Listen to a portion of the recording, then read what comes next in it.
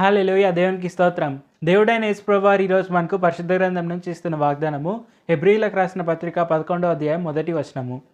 విశ్వాసం అన్నది నిరీక్షింపబడు వాటి యొక్క నిజ స్వరూపమును అదృశ్యమైనవి యున్నవనుటకు రుజువునై ఉన్నది. సో ఈరోజు మనకు దేవుడైన యేసుప్రభువు వారు ఏం చెప్తున్నారు అంటే, మన విశ్వాసం ఏదైతే ఉందో అది మనము చూడలేని వాటి యొక్క నిజ స్వరూపము. మనకు అదృశ్యమైన వాటివి అవి ఉన్నాయి అని మనకు చెప్పడానికి రుజువు అని దేవుడైన యేసుప్రభువు వారు మనకు చెప్తున్నారు.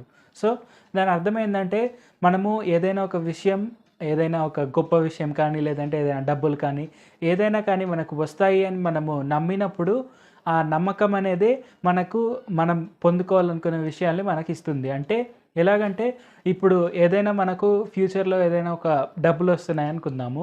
మనకు ఈరోజు డబ్బులు ఎలా వస్తాయి అనే విషయం మనకు తెలీదు.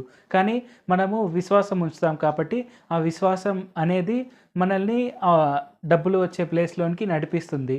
ఆ డబ్బులు వచ్చే ప్లేస్‌లోనికి మనం నడిచినప్పుడు మనకు అక్కడ డబ్బులనేది వస్తాయి. సో టెక్నికల్‌గా మనం ఆలోచిస్తే మన విశ్వాసమే మనకు డబ్బులనిచ్చింది.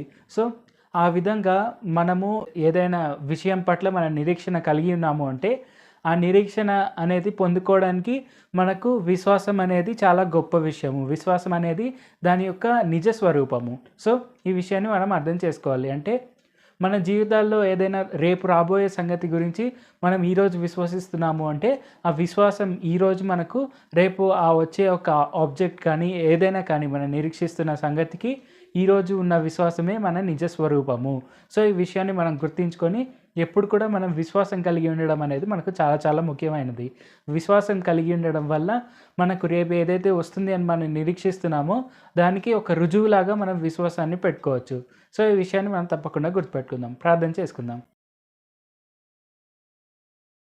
పరిశుద్ధ జీవాధిపతి జీవంగల దేవ యేసయ్య, ఈరోజు మాకు ఇచ్చిన ఈ గొప్ప వాగ్దానాన్ని బట్టి మీకే వందనాలు తండ్రి.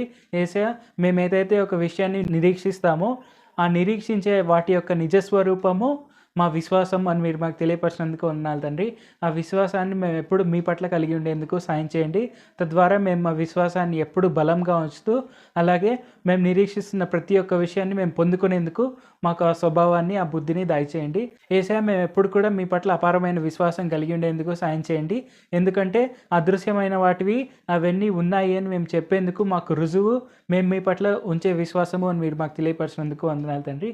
ఈ విషయాన్ని మేము తప్పక గుర్తుపెట్టుకొని తప్పకుండా మీ యందు విశ్వాసం కలిగి ఉండేందుకు సాయం చేయండి. అలాగే ఈ వాక్యం వింటున్న అందరూ కూడా మిమ్మల్నే తమ నిజ రక్షకులుగా అంగీకరించి మీ మార్గంలోనే నడుస్తూ ముందుకు సాగేందుకు సాయం చేయండి.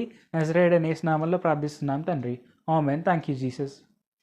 దేవుడు మిమ్మల్ని ఆశీర్వదించును గాక.